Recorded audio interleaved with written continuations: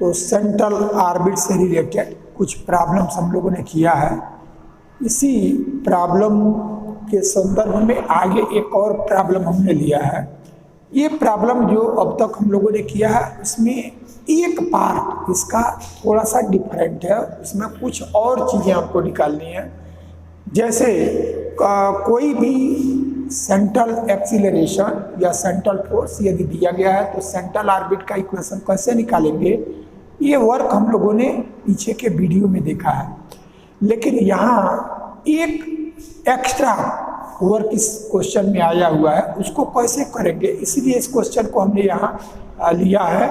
एक बार क्वेश्चन को हम देखते हैं कि जिस कारण इस क्वेश्चन को लिया गया है, जो अतिरिक्त कुछ वर्क है वो क्या है, उसके लिए क्या करना होगा।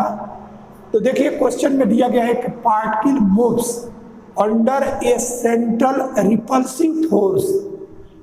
अब ये जो रिपल्सिव फोर्स है वो फोर्स दिया गया है कि m उसका मास है और म्यू जो हम कांस्टेंट लेते हैं अपॉन डिस्टेंस का क्यूब। तो जो हम रेडियस वेक्टर r लेते हैं तो इसमें उसका क्यूब इस फॉर्म में उसका जो फोर्स वर्क कर रहा है वो फोर्स है, यहाँ रिपल्सिव फोर्स है and is projected from an apse at a distance with velocity v, यानी at a distance e, at a distance e with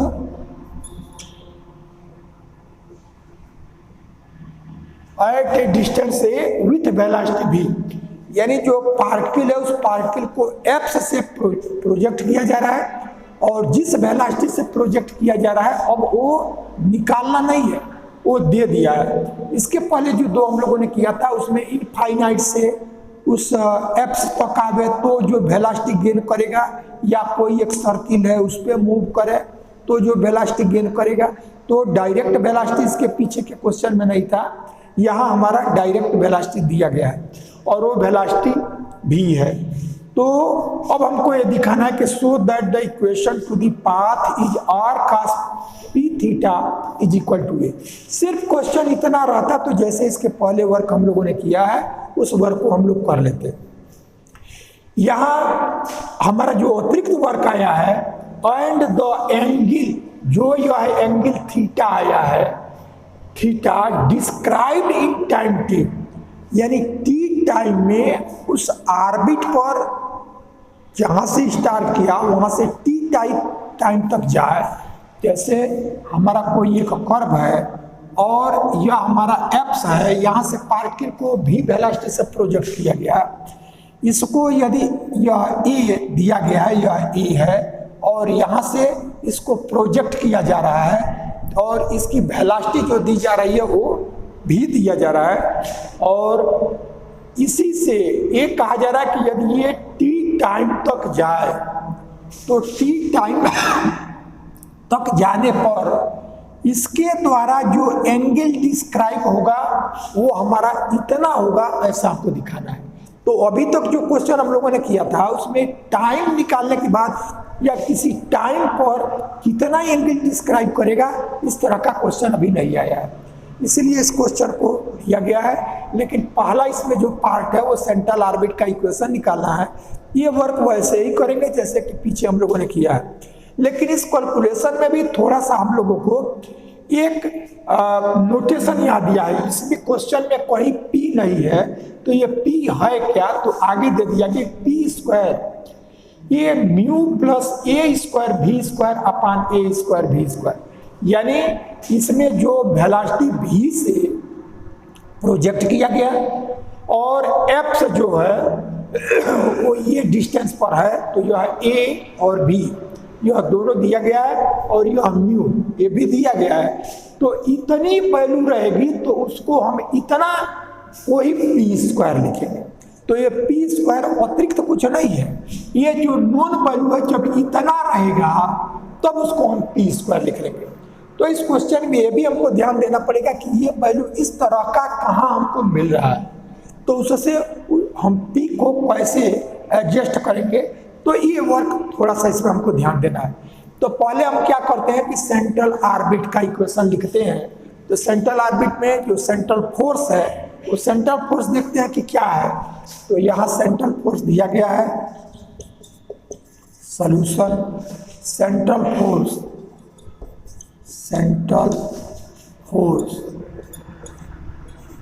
is equal to mu by, यह m भी है, m म्यू बाई डिस्टेंस। तो ये distance यहाँ हमारा central orbit पे कोई एक पॉइंट लेंगे r थीटा, तो जो डिस्टेंस रहेगा उसको r से डिनोट करते हैं। तो हमारा यह r, तो m mu by r cube, ये हमारा ये जो डिस्टेंस है वही हमारा रेडियस वेक्टर होता है, उसको r से लिया गया है। तो ये हमारा सेंट्रल फोर्स है। इसी में जब हम m को हटा देंगे तो ये आपका एक्सीलरेशन हो जाएगा। तो जो एक्सीलरेशन हम लेते हैं p, यानी यहां से एक्सीलरेशन, देयरफॉर एक्सीलरेशन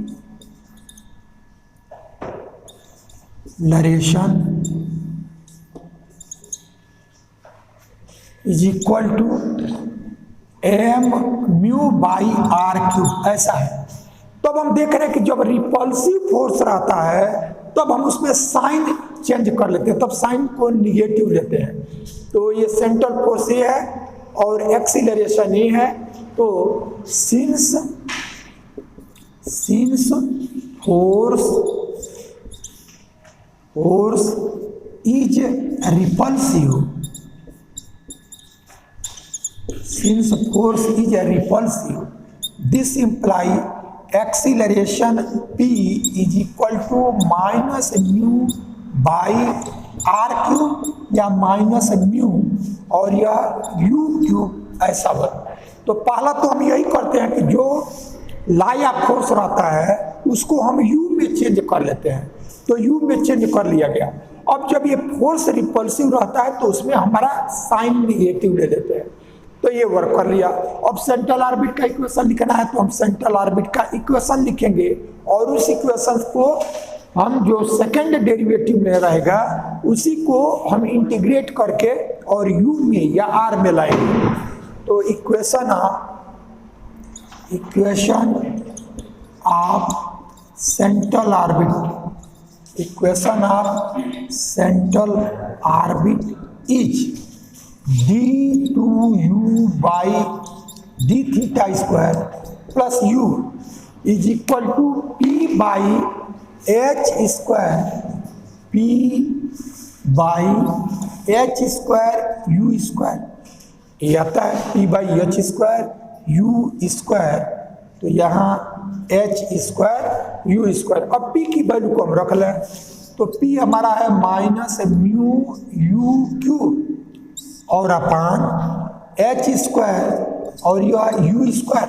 अब हम h स्क्वायर को इधर ले लेते हैं तो दिस इंप्लाई h स्क्वायर और यहाँ से d2u by d theta square plus u, यह h स्क्वायर यहाँ आया, u क्यूब है, u स्क्वायर से कैंसिल होगा, तभी हमारा माइनस म्यू u ये आ गया। तो सेंट्रल ऑर्बिट जिस सेंट्रल एक्सीलरेशन से ये मूव कर रहा है उसके अकॉर्डिंग हमको ये मिला। लेकिन अब फिर हम यहाँ देखेंगे ये जो सेंट्रल ऑर्बिट का इक्वेशन है वो डिफरेंशियल इक्वेशन है। तो इस डिफरेंशियल इक्वेशन को हमको एक बार इंटीग्रेट करेंगे तो du बाई डी थीटा आएगा, फिर उसको एक बार और इंटीग्रेट करेंगे तब तो वो u या r में आएगा। तो अब हम इसके लिए क्या करते हैं, पीछे कई बार इस तरह किया जा चुका है कि इसमें 2du बाई डी थीटा, इससे मल्टीप्लाई करते हैं। तो मल्टीप्लाइंग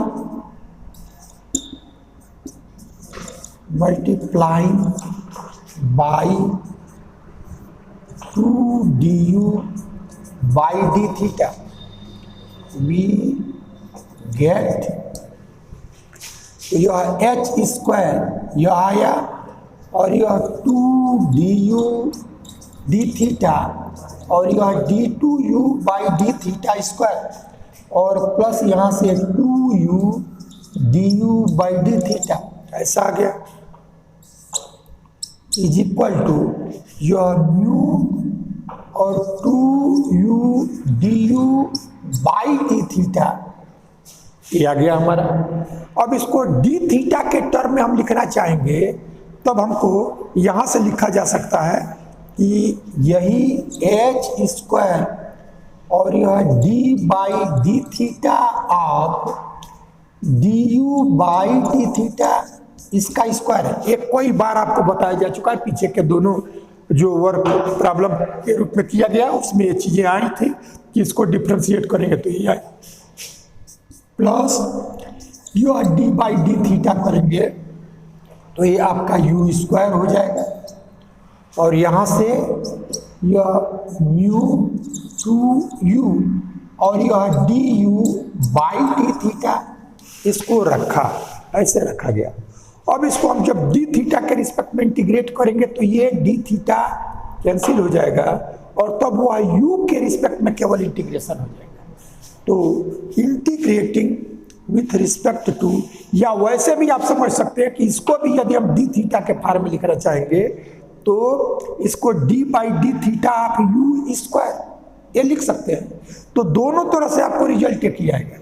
जैसे यदि इसको हम ये लिख लें, ये 2u और du बाई डी थीटा, इसको हम लिख सकते हैं d by d theta of you square, क्योंकि यह 2u और du बाई डी थीटा आ जाएगा। अब जब इंटीग्रेट करेंगे तो डी थीटा समाप्त हो जाएगा, केवल यू स्क्वायर बच जाएगा। और दूसरा जो हम पा रहे हैं यह 2u du by d theta, तो फिर जब इसको थीटा के रिस्पेक्ट में इंटीग्रेट करेंगे यह थीटा के रूप में, तो आपका केवल 2u du ही बच जाएगा, ये कैंसिल हो जाएगा। और तब u के रिस्पेक्ट में इंटीग्रेशन तो u स्क्वायर बाई 2, तो 2 से 2 कैंसिल, तो भी u स्क्वायर आया। तो चाहे आप ऐसे समझें या इस फॉर्म में समझें, ये आपको अब इंटीग्रेट करेंगे तो u स्क्वायर आ जाएगा। ऐसे ये इंटीग्रेशन का जो फॉर्म है वो हम जैसे भी करना चाहे, लेकिन देखिए यहाँ माइनस ये भी है और ये माइनस आपका बना रहेगा, ये माइनस बना रहेगा। अब आप क्या करेंगे कि इसको इंटीग्रेट करेंगे, तो on integration we have integrating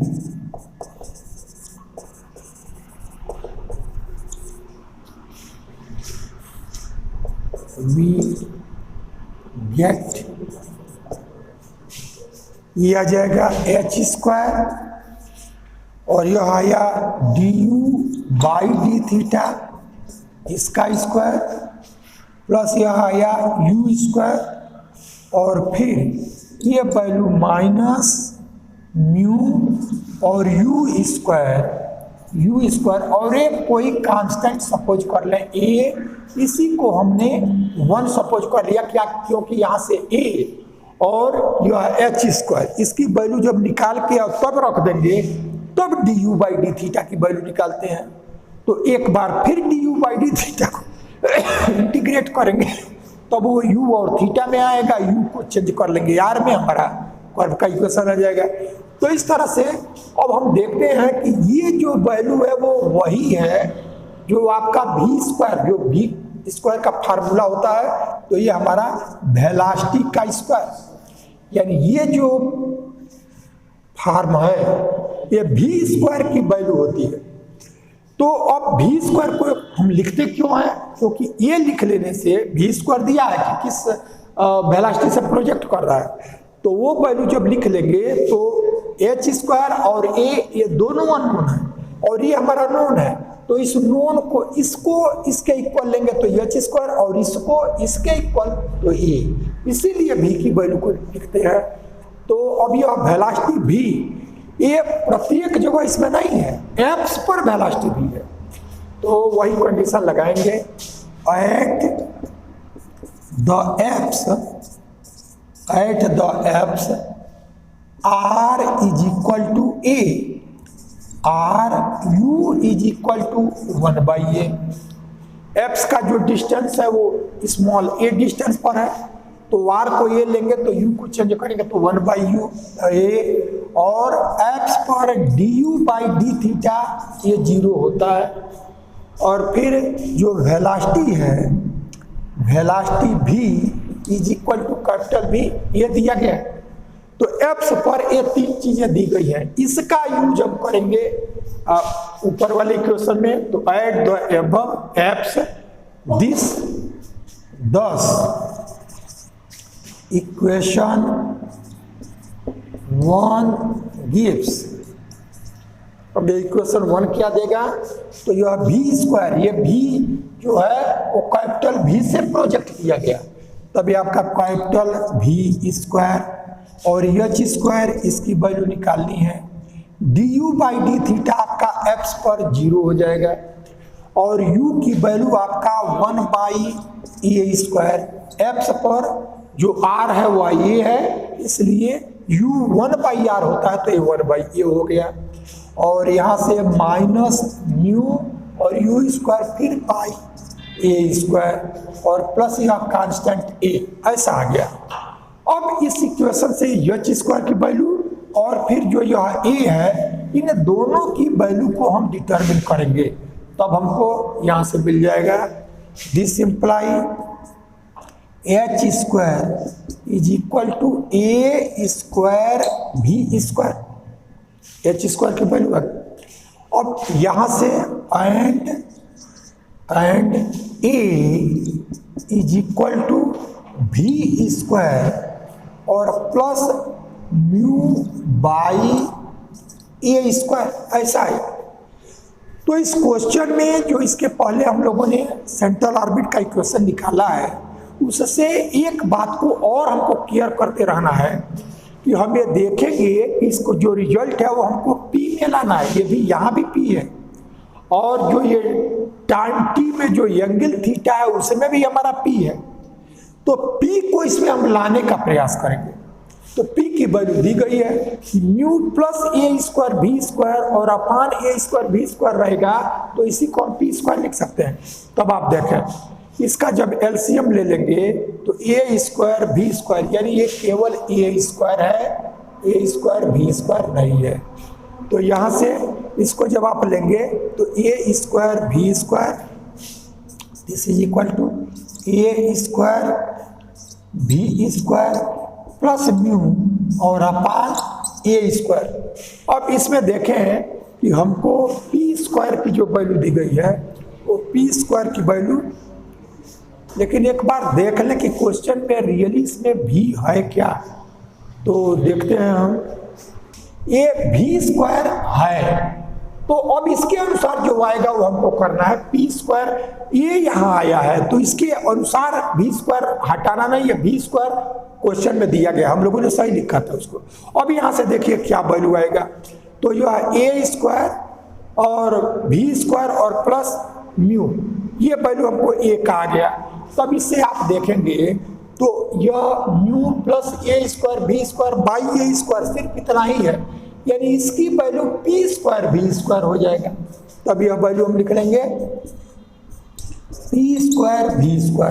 अब यह क्यों, क्योंकि आगे since p² is equal to mu plus a² v² और अपान a² और v², ऐसा क्वेश्चन में दिया गया है। तो सिर्फ हमारे पास इतनी वैल्यू है, तो v² इधर आ जाएगा, हमको ये मिल जाएगा। तो ये थोड़ा सा इस क्वेश्चन में हम लोगों को यहाँ ध्यान रखना होगा कि हमको P से रिलेटेड, यानी म्यू v² ये जब एक पास आ रहा है तो उसको देखें कि वो हमारा P के टर्म में रिप्लेस हो। तो ये आ गया हमारा। अब इन्हीं की वैल्यू यह h² और a की वैल्यू जो इक्वेशन 1 है उसमें रख दे। तो putting the value of h² and a in equation 1,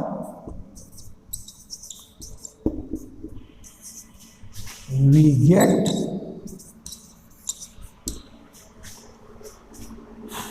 तो अब यहाँ से h² की value a² b² a² b² value हो गया, और du/d θ का स्क्वायर,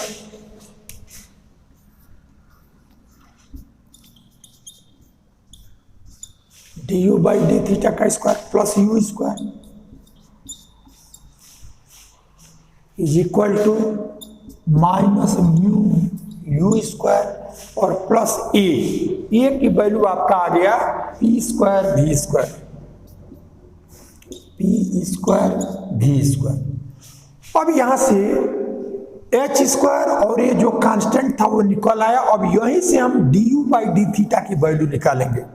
तो जब D u by d theta की वैल्यू निकालेंगे तो फिर उसके बाद तब हम इंटीग्रेट एक बार और करेंगे, तब वो हमारा रिजल्ट यू के टर्म में आएगा। इसलिए एक बार इसको D u by d theta की वैल्यू हम निकालें, देखें क्या आता है। तो D u by d theta की वैल्यू के लिए सबसे पहले ए स्क्वायर बी स्क्वायर से दूसरे तरफ ट्रांसपोज कीजिए।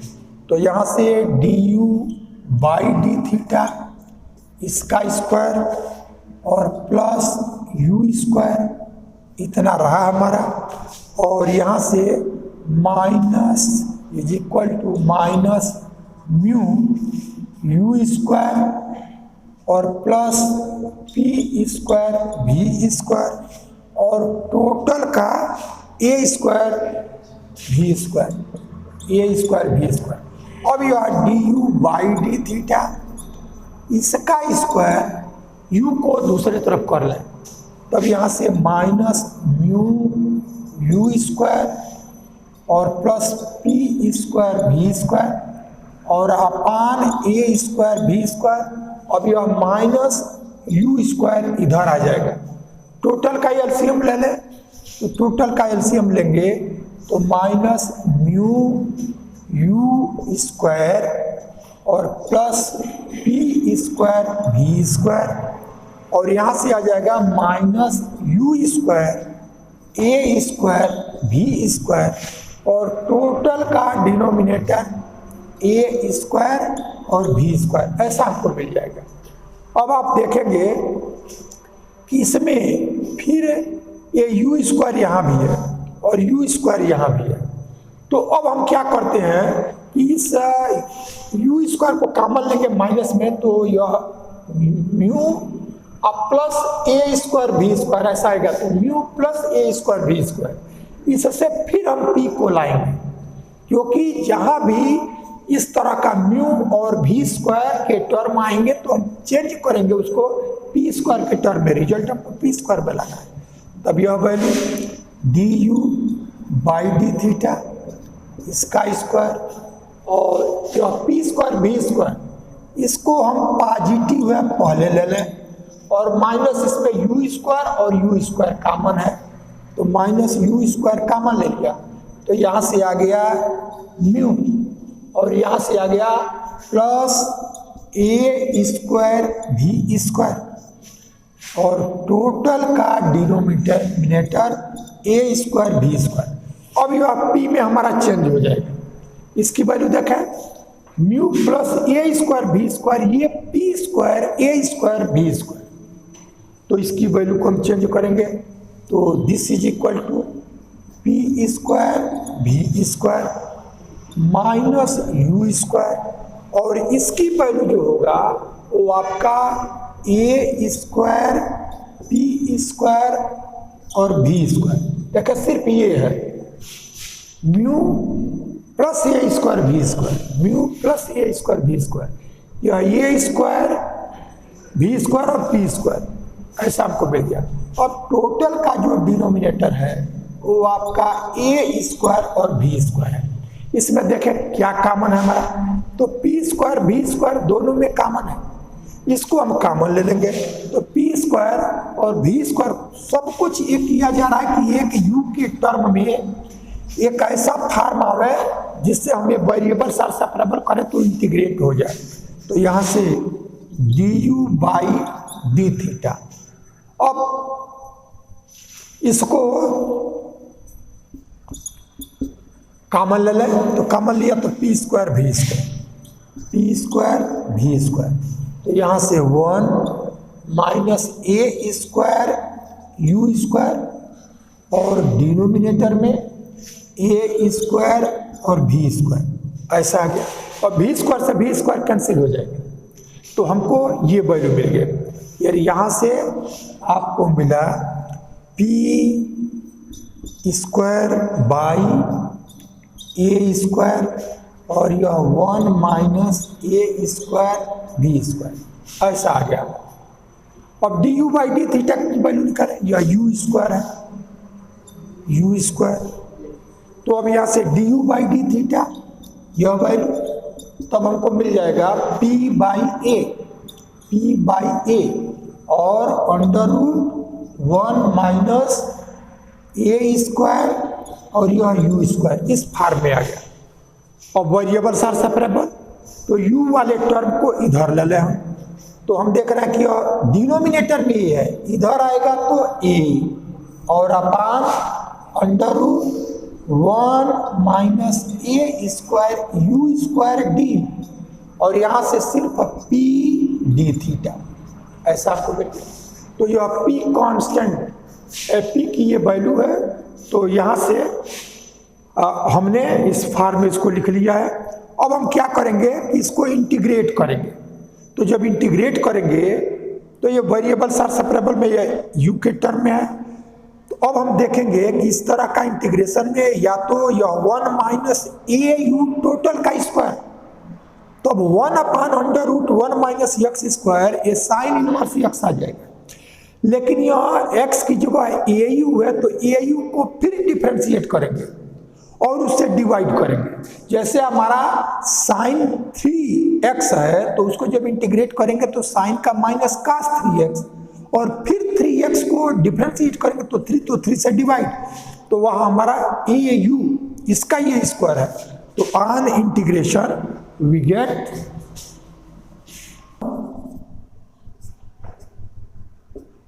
Integration on integration we gate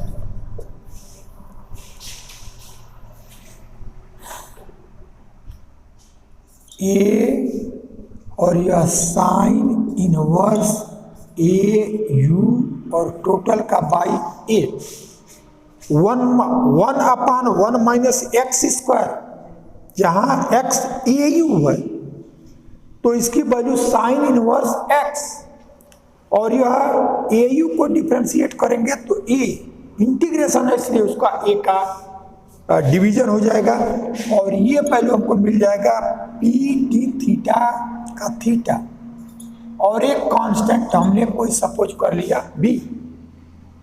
अब ये से ये कैंसिल हो गया, sine inverse a u is equal to p theta plus b, इसको हमने 2 ले लिया और फिर यहाँ इनिशियल कंडीशन हमको लगाना है। तो एफ से जहाँ से पार्टिकल प्रोजेक्ट किया जा रहा है यानी जहाँ से मोशन स्टार्ट हो रहा है, हम उसी से टाइम और थीटा दोनों को मेजर वहीं से करते हैं।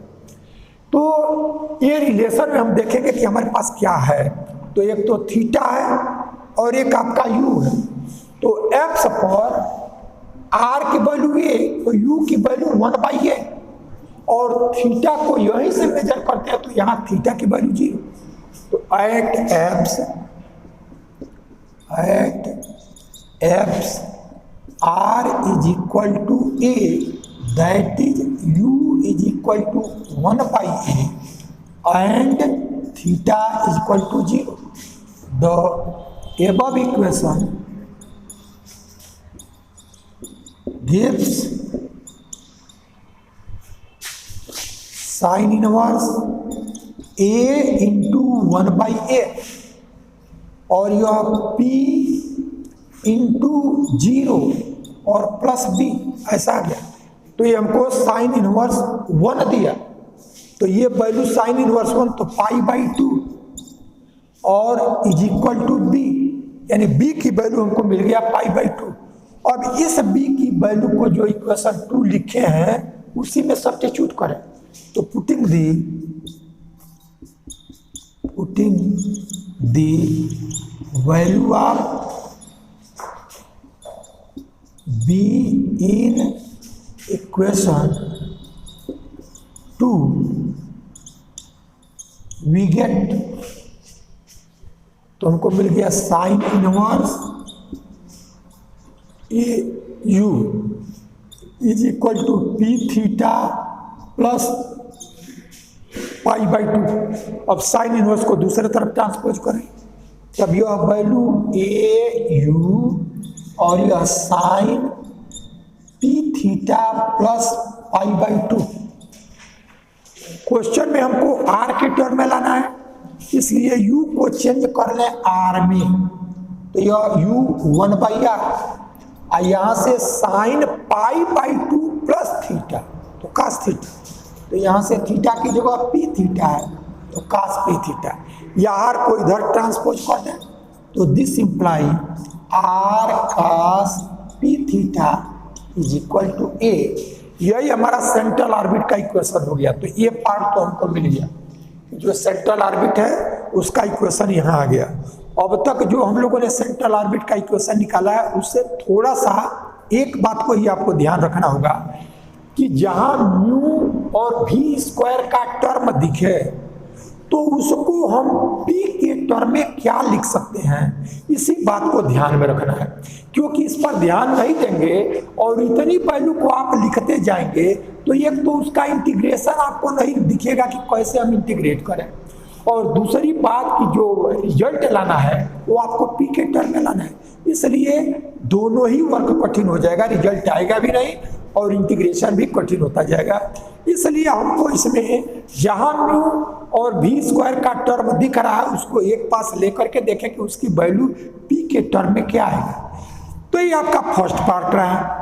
लेकिन सेकेंड पार्ट में कहा जा रहा है कि जब आप एफ से पार्टिकल को प्रोजेक्ट कर रहे हैं, तो प्रोजेक्ट कर रहे हैं तो टी टाइम में ये पार्टिकल जहां जाएगा वहां से सेंट्रल ऑर्बिट पर जो एंगल बनाएगा वो एंगल की वैल्यू आपका इतना होगा, ये होगा, ऐसा हमको दिखाना है।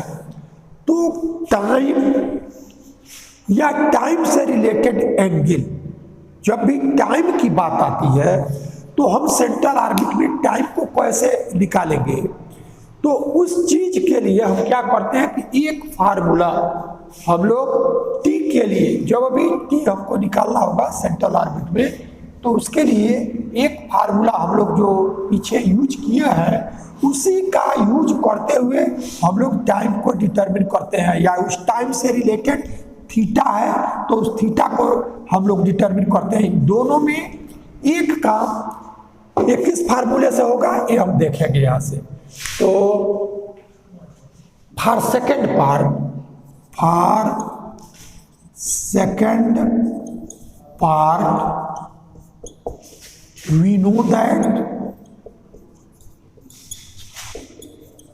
we know that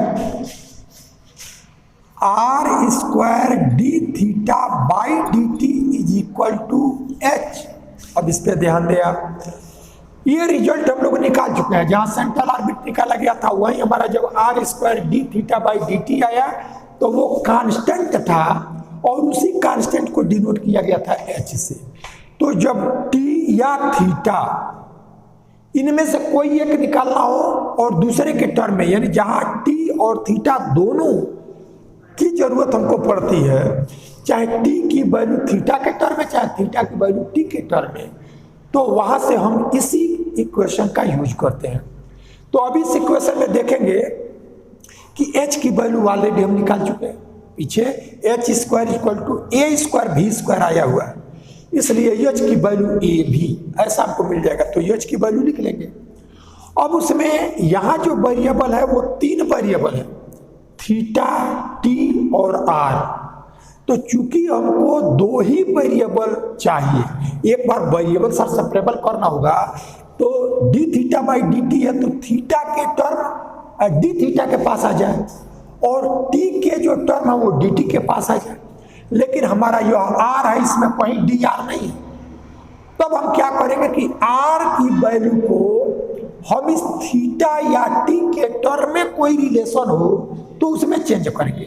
तो उससे चेंज करने से क्या होगा कि जो r एक तीसरा वेरिएबल है और वो इन दोनों में जिसके टर्म में हम ला सके हैं तो उसको जब लिख देंगे तो अब एक केवल दो ही वेरिएबल बच जाएगा और तब वेरिएबल साथ सेपरेबल हम कर लेंगे।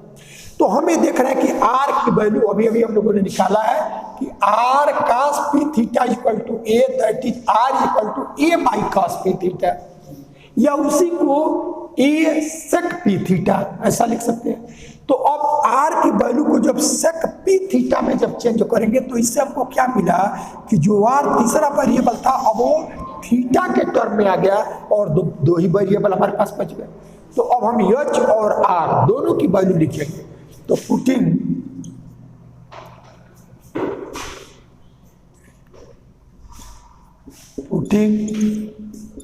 The value of R and H, putting the value of R and H, इसको हम थर्ड ले लेते हैं।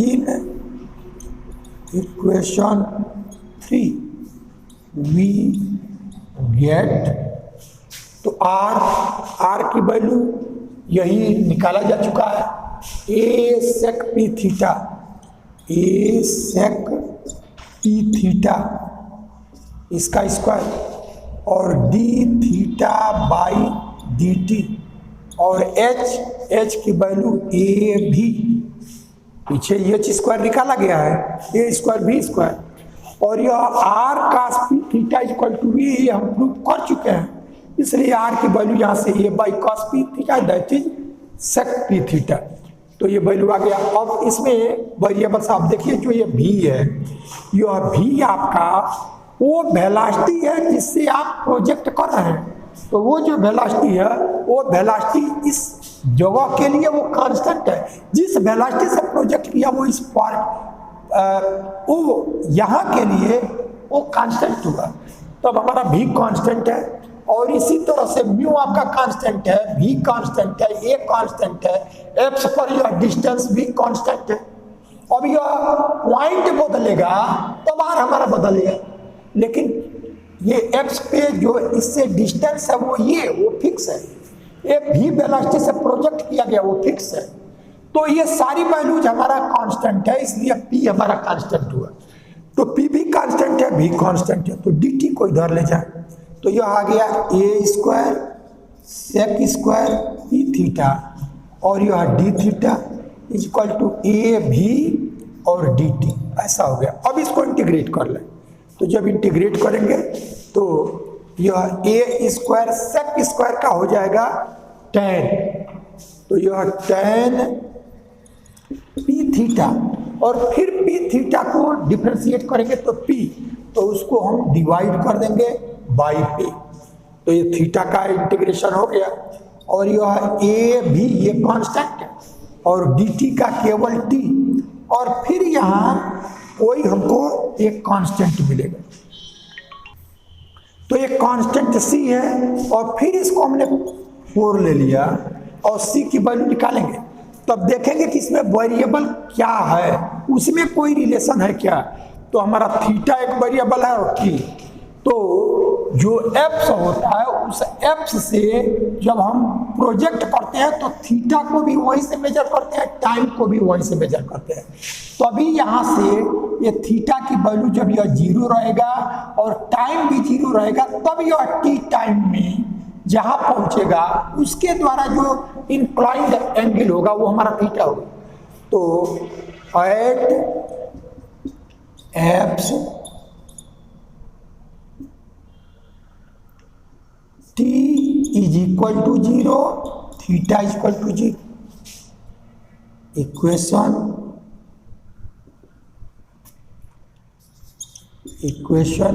4 गिव्स, इसको थीटा को 0 करेंगे तो tan 0 0, t को 0 करेंगे तो 0, तो ये c की वैल्यू आपका 0 आ गया। अब जब c की वैल्यू 0 आ गया तो इसको हम रख दें इक्वेशन 4 में, तो putting the value of c, putting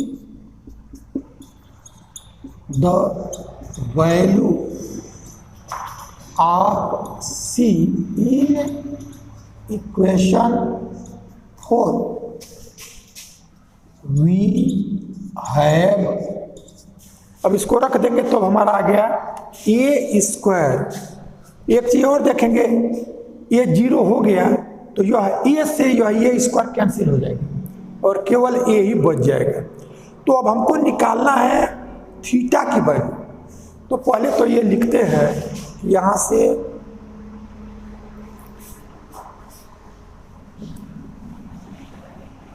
यह ए से ए कैंसिल हो गया, यानी ए tan p थीटा और अपान p, और यहां से ए भी केवल ए, क्योंकि ये स्क्वायर से ए स्क्वायर ए से कैंसिल हो चुका है, तो सिर्फ भी टी और सी की वैल्यू 0 हो गया। अब आपको थीटा निकालना है इसमें, ये टी नहीं पूछा जा रहा है, the angle theta describe in time T, यानी यहां से यहां तक आने में टाइम को हमने टी से टी मेजर किए, तो टी टाइम में थीटा क्या होगा। तो अब थीटा की वैल्यू यहां से निकाल लें।